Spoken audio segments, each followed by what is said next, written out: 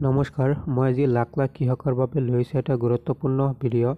আজি দিনৰ 11 বজাৰ লগে লগেই কৃষকে লাভ কৰিব টকা 2,000ৰ পৰা 4,000 টকা পৰ্যন্ত লাভ কৰিব কৃষকসকলে।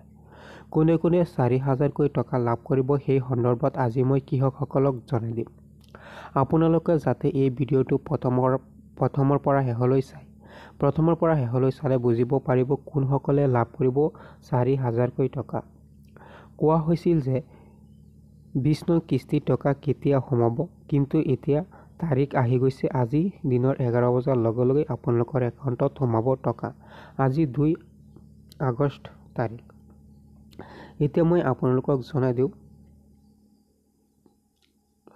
কোনে কোনে 4,000কৈ টকা লাভ কৰিব। যিসকলে PM কিষাণত আবেদন কৰিছিল, আবেদন কৰাৰ পাছত PM কিষাণৰ টকা লাভ কৰা নাছিল, তেওঁলোকে লাভ কৰিব 4,000কৈ টকা। কেনেকৈ লাভ কৰিব? কিছুমান কৃষকে টকা লাভ কৰাৰ পাছত মাজত বন্ধ হৈ পৰিছিল, বহুদিন টকা পোৱা নাছিল, তেওঁলোকে লাভ কৰিব 4,000কৈ টকা।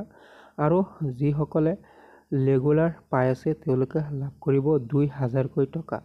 আপোনালোকে ইয়াত দেখিব পাৰিছে আজি 2 আগষ্ট 2025 দিনৰ 11 বজাৰ লগে লগে আপোনালোকৰ একাউণ্টত সোমাই যাব PM কিষাণৰ টকা। সেইবাবে মই আপোনালোকক কৈ দিওঁ, যদি আপোনালোকৰ PM কিষাণৰ টকা সোমোৱা নাই তেনেহ'লে আপোনালোকে কমেণ্ট কৰি জনাই দিব 11টা বজাৰ পিছত।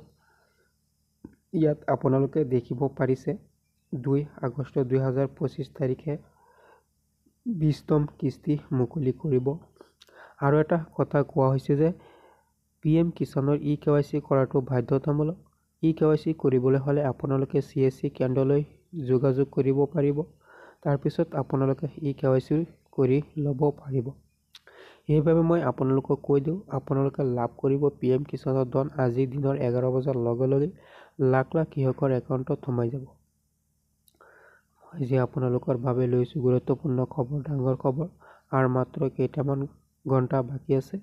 কেইটামান ঘণ্টাৰ পিছতেই আপোনালোকে লাভ কৰিব PM কিষাণৰ টকা।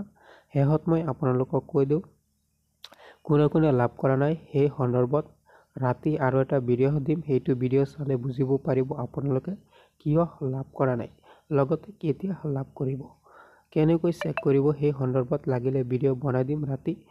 আজি আপোনালোকে চাব পাৰিব দিনৰ 11 বজাৰ লগে লগে আপোনালোকৰ একাউণ্টত সোমাই যাব PM কিষাণৰ 2,000ৰ পৰা 4,000কৈ টকা।